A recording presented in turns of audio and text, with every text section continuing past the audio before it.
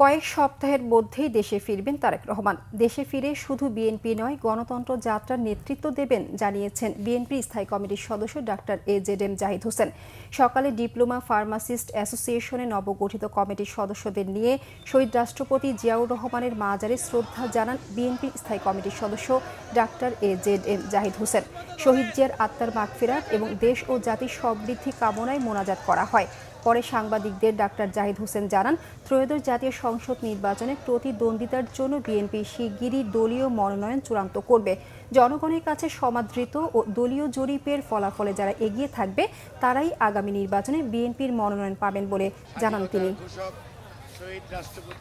বাংলাদেশ জাতীয়তাবাদী দলের ভারপ্রাপ্ত চেয়ারম্যান শুধু বিএনপির নেতৃত্ব দিবেন না, গণতন্ত্র পুনরুদ্ধারের আন্দোলনের যারা সম্পৃক্ত ছিলেন সকল মানুষের নেতা জনাব তারেক রহমান।